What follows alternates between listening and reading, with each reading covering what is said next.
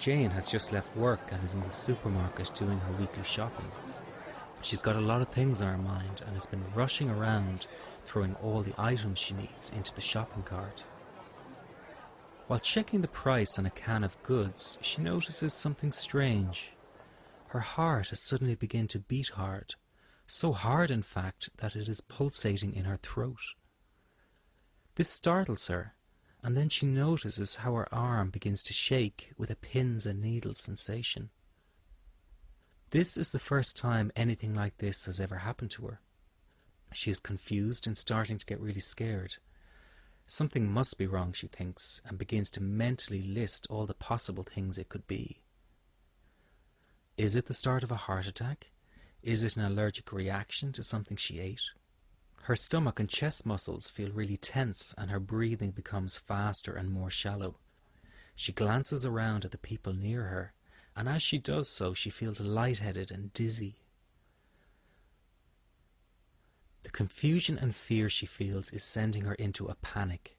The sensations in her body intensify, and she is convinced something awful is about to happen. She feels a need to get outside and leaves her shopping cart full of goods behind as she walks slowly towards the exit.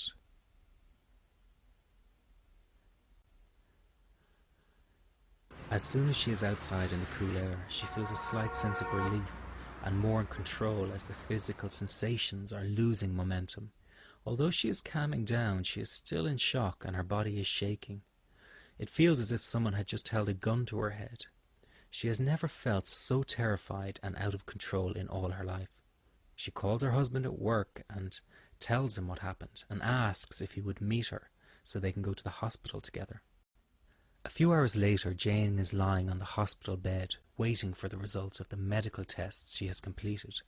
The doctor arrives and tells her they cannot find anything physically wrong with her, and that it was most likely a panic attack. This is relieving yet confusing at the same time. A panic attack, she thinks. She remembers an aunt that experienced panic attacks, but never really understood what that meant, and certainly never imagined it felt as scary as what she just went through. Glad that nothing is physically wrong, she checks out of the hospital and goes home. Within minutes of lying on the bed, she falls fast asleep. On waking the following day, Jane immediately begins to go over the ordeal in her mind. It all seems like a surreal dream.